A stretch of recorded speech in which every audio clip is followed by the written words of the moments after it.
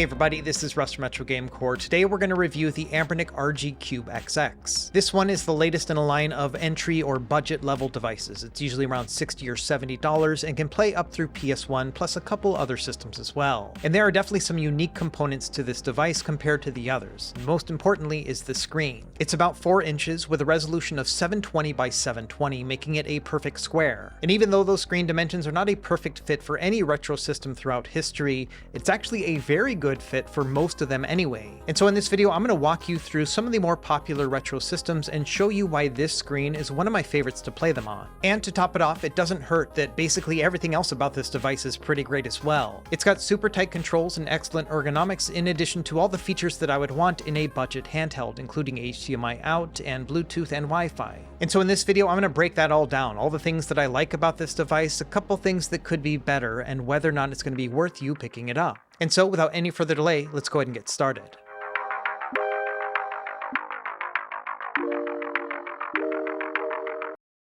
Okay, let's start by talking about what this device is in terms of specs and pricing. And like with all the other devices in the Anbernic RG XX line, the CPU here is the Allwinner H700. That's a quad-core chip with A53 cores, and it comes with 1 GB of RAM. Now the display here is technically 3.95 inches. I'm just going to call it a 4-inch display, and it is a 1:1 aspect ratio with a resolution of 720 by 720. In terms of battery, we've got 3,800 milliamp hours. That's a pretty good size for a smaller handheld like this. That's given me an average about 6 hours of gameplay altogether. In terms of connectivity, we've got Wi-Fi and Bluetooth and HDMI as well as a headphone jack. And finally, it's running a Linux-based custom firmware that we'll walk through in this video. Now, in terms of pricing, it's going to be $67 with about $10 for shipping on top of that. However, the RG Cube XX is not for sale as of making this video. It's got a couple more days before it goes live. And then also bear in mind, for the first few days, they're going to drop down the price to, I think, $60 plus shipping. Another thing worth noting is that these prices will drop down over time. And so a couple months after the device releases, you will often find it between like $50 and $60 instead. So be on the lookout for sales.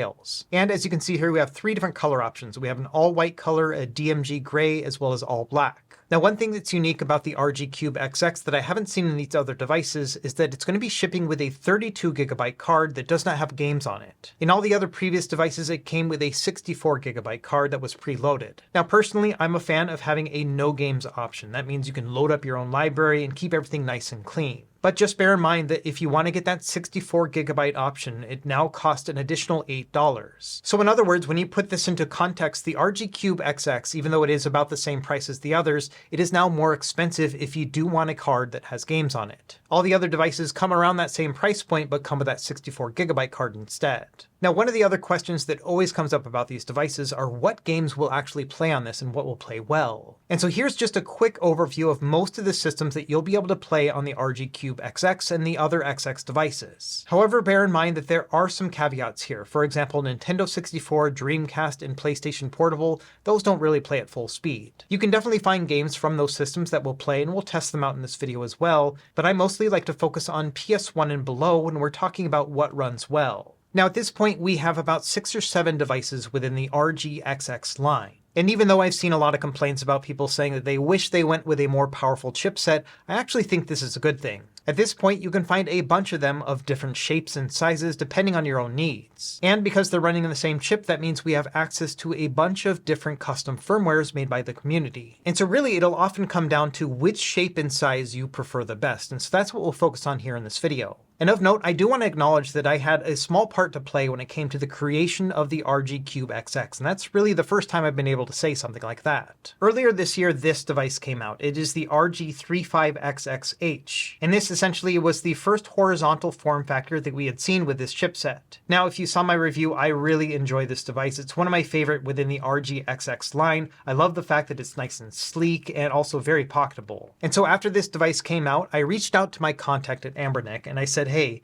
it would be really great if you guys made a device like this, but with a 4-inch square screen. And that's because at the time, this device right here was one of my favorites as well. It's the Powkiddy RGB30. This one has the same screen as the RG Cube XX, and so I was hoping that we would get something like this, a little bit flat, but with better quality control. One of the things about the Powkiddy RGB30 is that it is rather cheaply made. Well, flash forward to about a month ago, I got a message from my contact, and they said, hey, the next device that's coming out from Anbernic is the one that you had been requesting. Now, over the years, I've been dropping a lot of hints to Anbernic about things that I would like to see, and so it is kind of cool that that happened, but at the same time, it's not a perfect fit for what I was asking for. I was mostly looking for something that was like an upgraded version of the RGB30, so it still had that same candy bar kind of brick shape to it, but with that screen. And you can see this one's a little bit different. It has ergonomic bumps, which does make it a little bit bulkier. Either way, I do think you can probably see the resemblance between the three anyway. So if anything, I would say that the RG Cube XX is not a sibling to these other two devices, but rather a cousin. And in full disclosure here, I'm not getting any sort of kickback for requesting a device like this. I just thought it was kind of cool. So let's take a look at what we have to work with, bearing in mind that these are both review units. So all opinions are my own, no money was exchanged in any way, and they're not going to see this review ahead of time.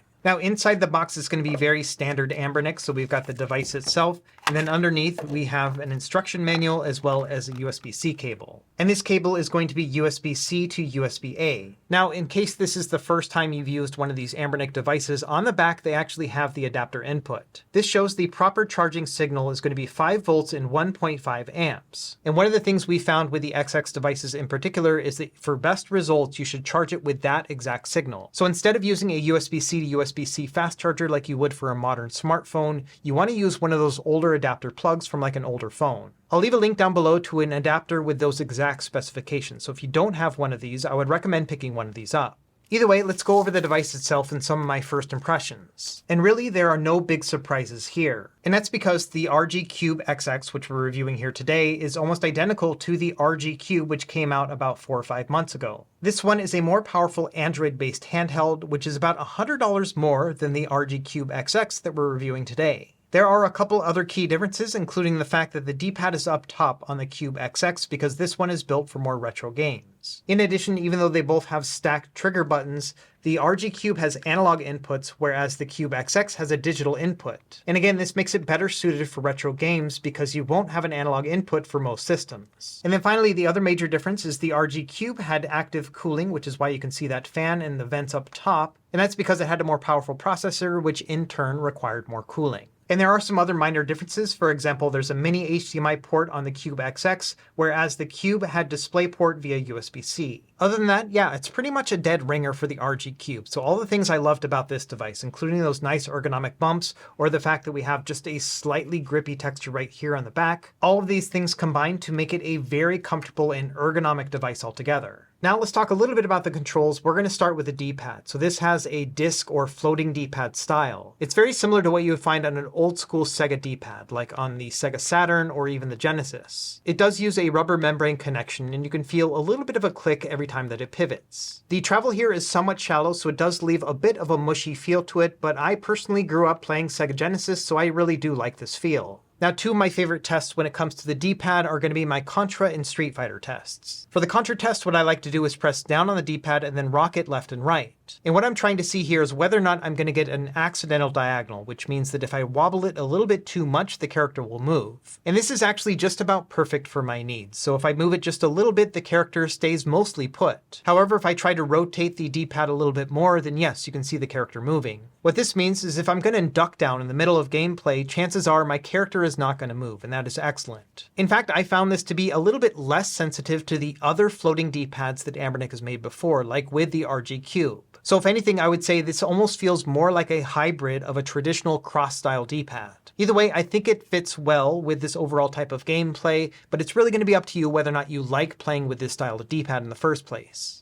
Now for my next test, I like to try out Street Fighter 3 Third Strike. And here I'm trying to see how easy it is to hit a diagonal when I want to. So this means that when I'm trying to do a Hadouken or a Hurricane Kick or even a Shoryuken, I want to make sure that all those moves are pretty easy to pull off. Now, admittedly, I never really used this D-pad growing up for fighting games, and so this is a little bit awkward for me. For example, I learned how to play Street Fighter 2 on the Super Nintendo, which has a different style D-pad. Regardless, after a couple rounds, I was able to pull off the moves as I wanted to, so I would say that this D-pad is also Hadoukenable and Shoryukenable. Now the face buttons are very similar to other Anbernic devices. They have a rubber membrane connection. They feel very good. And like with all the other XX devices, they have a glossy texture to them. I like them. And these analog sticks are also the same as they are on other XX handhelds. That means they're using a Nintendo Switch Joy-Con style analog stick, and these ones also have RGB lighting around the stick. Now, one of the major issues with the sticks on these XX devices is that they have what they call cardinal snapping. For example, if I move the analog stick around, you can see that it's focusing on 8 different areas. It's going to be the main corners as well as the 4 cardinal points. It will still register at the other points, but not as clearly as you can see at the cardinal points. And what this generally means is that the analog stick will behave more like an 8-way joystick, like an arcade joystick, as opposed to a true analog input. Now personally, I don't really mind that because for the most part, I don't play things like Nintendo 64 or Dreamcast on it, basically anything with a true analog input. Instead, I play a lot of arcade games on it, which again use that 8-way joystick, and so it's kind of fitting, at least for me. Now with the RG Cube XX, I found that it doesn't have as much cardinal snapping. You can still see that the cardinal points are getting a little bit more love, but in general, it's actually giving me a more fluid input. For example, it is easier for me to go into a specific quadrant than compared to the other XX devices. Now my guess here is they're probably using some sort of software fix to improve that because physically it feels exactly the same. And when playing an analog stick game, like for example Albeit here on the PlayStation 1, it doesn't quite feel like a full range of analog movement. And personally, I think it's more of just a hardware thing at this point. I really kind of don't like these sticks, these Joy-Con sticks for the Nintendo Switch. You really don't get a wide range of motion, and so playing a game like this just does not feel as fluid. Now the device that Anbernic released before this one is this right here, called the RG406V. And this one had an updated screen, which we'll talk about later, but the most important part right now is the fact that it had updated analog sticks as well. These sticks, as you can see, have a full range of motion. Just look at how much movement we have here. And on top of that, using the exact same PSP test, you can see that I'm moving all sorts of places. This feels very fluid and nice. And so in an ideal world, I would love for Anbernic to just ditch these sticks and only use the ones on this device going forward, but maybe they're trying to differentiate the two here because, you know, this is a more expensive device as opposed to the budget line that they have with the XX devices. So long story short, I'm not a huge fan of these analog sticks from a hardware perspective, but I appreciate the fact that they have less cardinal snapping. Now, one other change from the original RG Cube is that this now has a menu button on the bottom left. And I do like the placement here that allows me to basically press menu plus start to close out of a game, or to jump into any other menu hotkey, I can just use these two right here. And so I found that to be an ideal combination because it's easy to reach, but still not really in my way when I'm playing. Now let's talk about the shoulder and trigger buttons. Now these have a rubber membrane style input to them. They are nice and quiet, and so I think these actually feel very good. They are also light to the touch, which means they're easy to press down on, and so no complaints here. One thing worth noting is that the digital trigger does not pivot back, it pivots from the side. If you look at this teardown here, you can see that the connector is on the inboard side, which means that when pressing down on the button like this, you can see that the input goes along the outside of the device as opposed to the inside part. And in practice, that's not a big deal at all, because when you press down on it, it's going to pivot down from the outside anyway, so it makes a lot of sense. And then finally on the bottom, we've got two SD card slots. One is going to be for your operating system, the other will be for your games. But also bear in mind, this is a 32GB card, so if you're going to stick with the stock operating system, you can just load your games onto this card. You've got plenty of space. We've also got a 3.5mm headphone jack, and then our two stereo speakers. Now let's do a quick audio test with Streets Rage 2 on the Sega Genesis at full volume.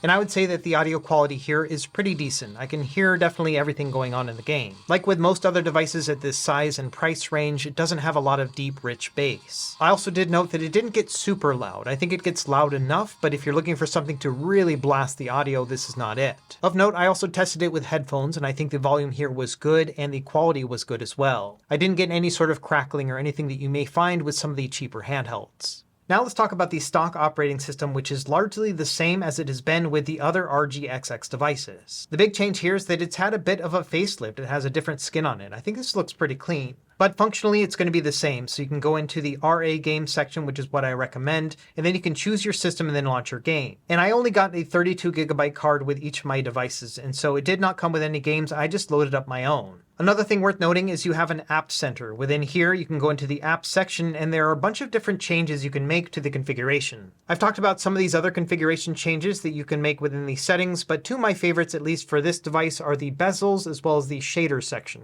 By default, it's going to apply shaders as well as bezels to all your devices, which are going to be on any of the black areas on the screen. And the out-of-box experience is not half bad with many of these systems. For example, here with Game Boy Color, you can see that they've added an overlay here with a little power button on the side as well. And so if you leave it as is with these custom bezels, it doesn't look half bad. One other advantage of using the bezels out of the box is that when you plug it into an external display, like something like a 16:9 monitor or TV, those bezels are also going to be smart enough to carry over, and so it will actually fill out the screen nicely. So if you are looking for a plug-and-play experience where you're just trying to fill out the extra space on your screen, then yes, the auto setting here that they have set up already works pretty well. Now, in full disclosure, I like to do things the hard way, and so I set both of these to manual, both the bezels as well as the shaders. And from there, I loaded up my own shaders and bezels appropriate to each system that I found online. And just recently, I did a whole shaders and overlays guide. You can find it on my website. I'll leave it linked down below. And to get ready for this video, I actually made a 720 by 720 section, which goes over every system and the shaders and the bezels that I used myself. And so this is what we're going to be using when we go through my testing, because I think this is the ideal setup for most of these systems. And one other thing worth noting is it's worth your time to go through the settings section. Here you can adjust things like the lighting around your sticks. You can adjust the brightness or the individual colors. This is also where you would go to jump into RetroArch or to set up your Wi-Fi and Bluetooth.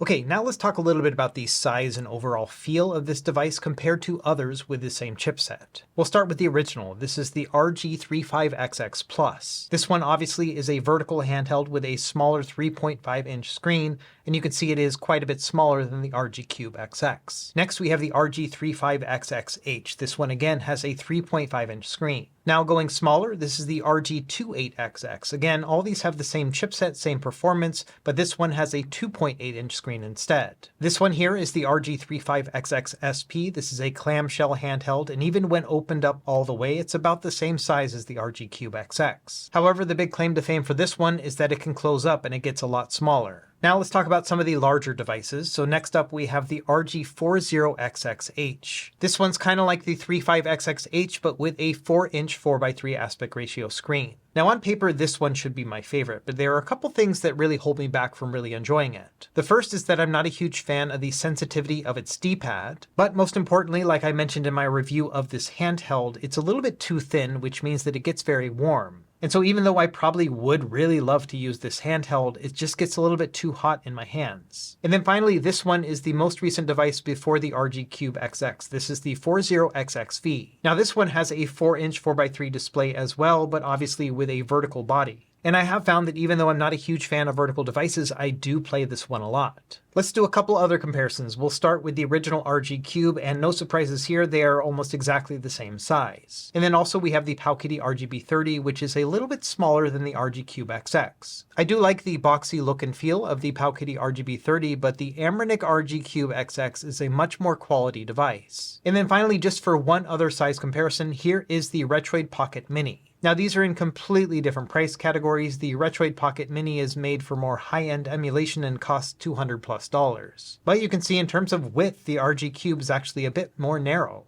When it comes down to it, the RG Cube XX is very similar to the original RG Cube in that it's a very comfortable handheld, but it is a little bit bulky. And this really just comes part and parcel with having a device that has these nice ergonomic bumps. It's going to really come down to what you prioritize. When you're playing a game, do you want to have a very comfortable experience? Or is it more important for your device to be portable so that you can take it with you so you have it with you when you're ready to play games? So it's really going to come down to your play style, but I personally would not consider the RG Cube XX to be a very pocketable device. You can definitely cram it into your pocket, but I don't think I would want to walk around like this either. So instead, I would consider this device to be a handheld that you could throw in a bag and take around with you on travel. And of course, you could enjoy it at home, no problem whatsoever. But I would not really consider it to be a grab and go handheld, something you could throw in your pocket and take around with you when you're going to go out.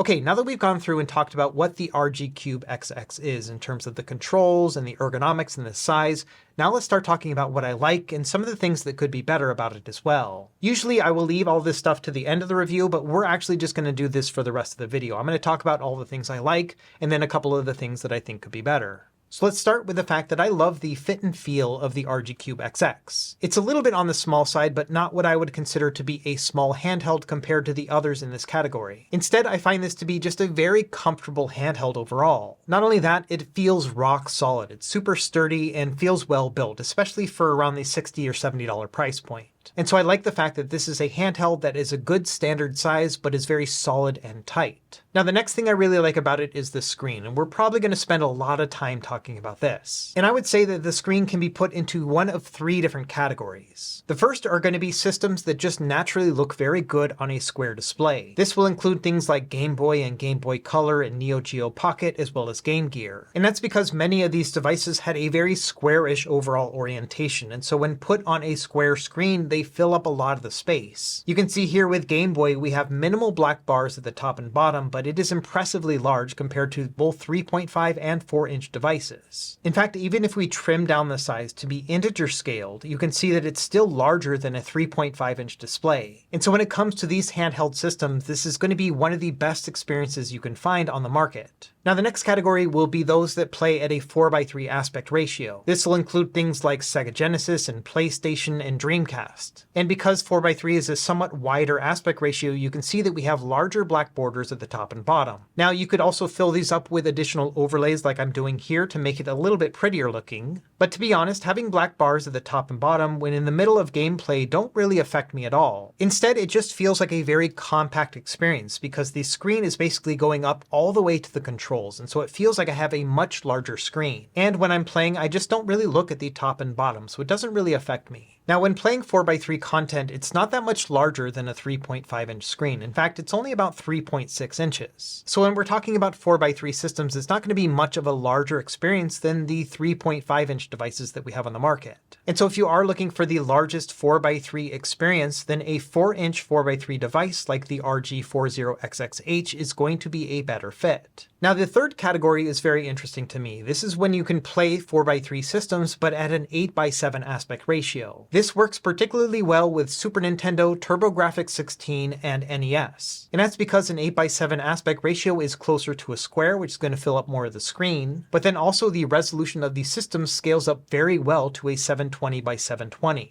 And the trick here is to use something that they call integer scaling overscale. So you turn on integer scale and then you turn on the overscale. And this will cut off about 8 pixels on the left and right depending on the system. But the great thing here is that most of these games don't have any critical information on those sides. And so because of that, we are able to fill up almost the entire screen. And the image is integer scaled, which just looks super sharp and clear. And so this is one of my favorite experiences. And so in other words, most games that you want to play will fall into one of these three categories. Either they will naturally look very good on a square screen, or they're going to be 4:3, which is going to be just slightly larger than 3.5 inches. And then finally, you can use those other ones to kind of trick it into being an 8:7, which gives you a lot more screen real estate. And so now I want to give you a preview of what each of these major systems are going to look like on this display and why I think it's actually a very good fit for most systems. We'll start with the original Game Boy. This one had a 10:9 aspect ratio, which is very close to square. And as a result, it does fill up a lot of the screen. Now for my part, I like to use non-integer scaling, which means it's going to go up as big as possible even if it isn't integer scaled. From there, I like to use an interpolation shader, which is going to balance out the pixels. And then after that, I'm using a 3-pixel LCD grid overlay. And like I mentioned, I've gone over all of these details in my shaders and overlays guide, and so I'll leave that link down below if you want to mimic this same behavior. Either way, as you can see, Game Boy and Game Boy Color look pretty amazing with this setup. This is giving us a 4.5 scale, and I think it looks very crisp.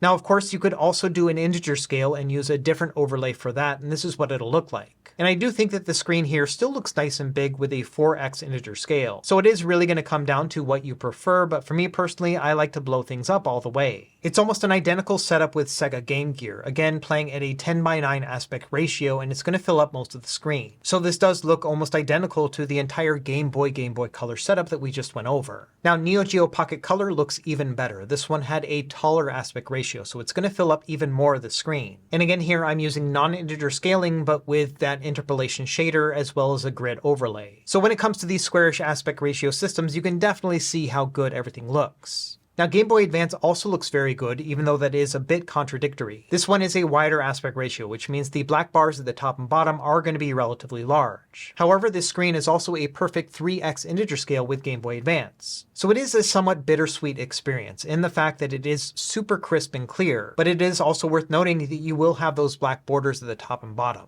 Now I'm using a special overlay here which adds a Game Boy Advance logo to the bottom, and so I don't really mind this all things considered. And like I mentioned before, I would rather have black bars at the top and bottom than on the left and right.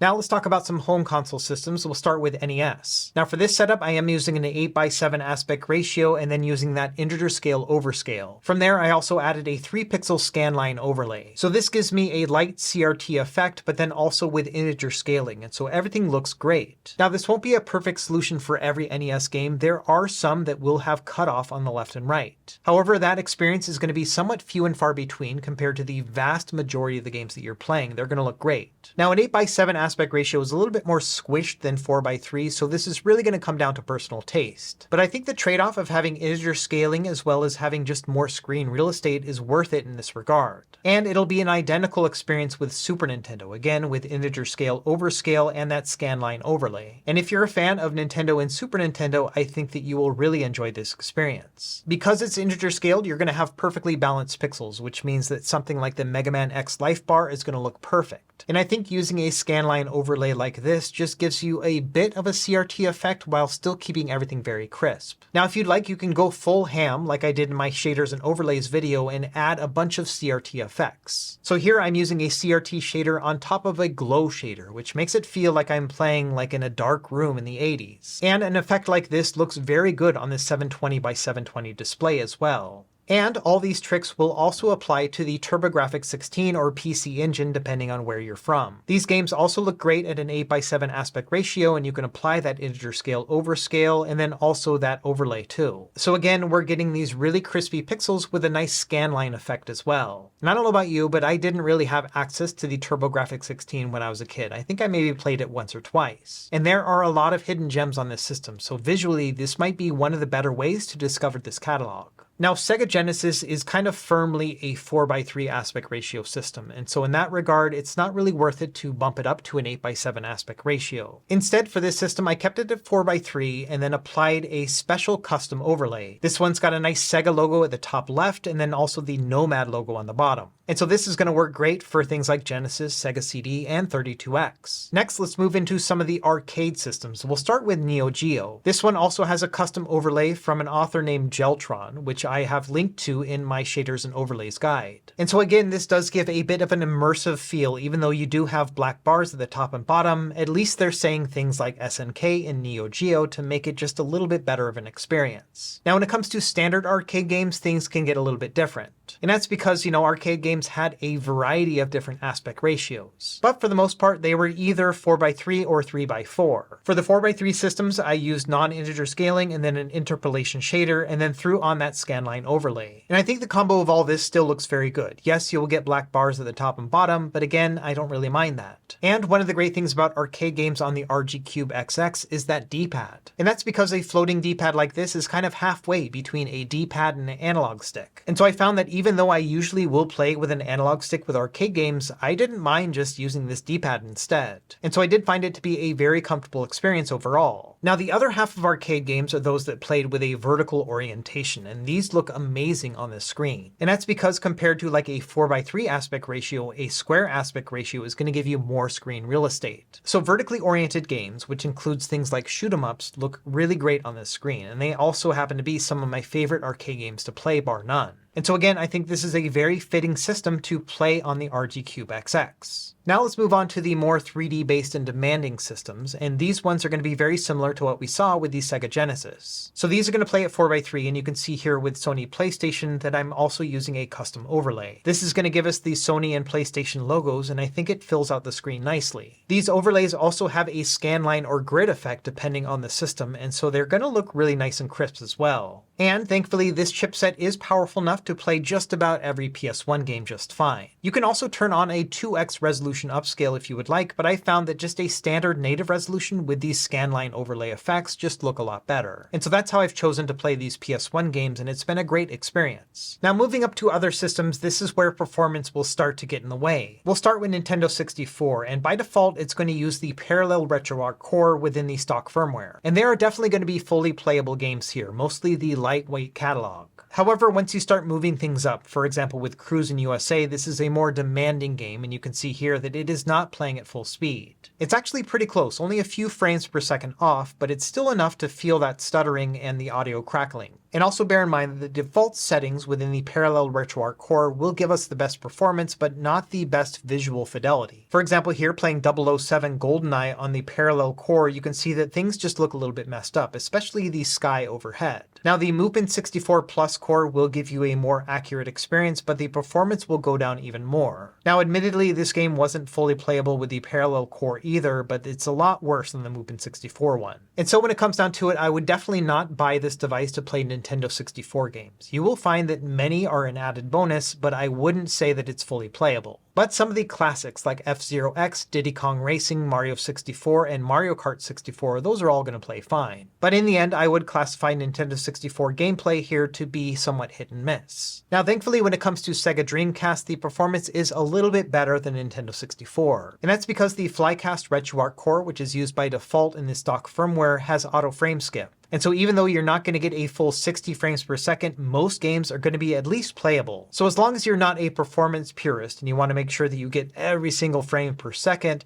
I would say that yes, most Dreamcast games are going to be playable. This one also has a custom overlay, which I think looks very nice and subdued. And then finally, the other system that has some performance limitations on this chipset is going to be Sony PSP. Now this is really going to depend on the game that you're playing. Some of the lightweight games will play at full speed. But the other thing to keep in mind is that because this was a 16:9 aspect ratio system, it just doesn't look very good on a square screen. You're going to have these huge black bars in the top and bottom, and then also the screen itself is going to be relatively small. And so personally, I just don't play PSP games on a square aspect ratio like this. I think that it's just too squinty. Speaking of squinty, one other system we hadn't mentioned yet is going to be Nintendo DS. Now this one is kind of a mixed bag, and it's really going to be up to personal preference. The main strength here is that you can play games top or bottom. Because we have a square aspect ratio, it does actually fill out the screen pretty well. However, I've always found that using a setup like this is just a little bit too small for my tastes. It's also worth noting that this may not be an ideal device to use when it comes to Nintendo DS in the first place. And that's because this handheld does not have a touchscreen, and so many games that require touch inputs are just not going to work properly. Now there are ways around that. For example, you can use the left analog stick as a stylus cursor, and then you can click down on the right analog stick and that's going to give you a stylus input. However, I've just never really found this to be a very natural or intuitive way to play DS games. And I think it's a far cry from playing on an actual DS, which is where I would rather play these games. And so in the end, it's really going to come down to the game itself. If there is something that's vertically oriented, like Sonic Rush, that doesn't really require touchscreen inputs, this might work.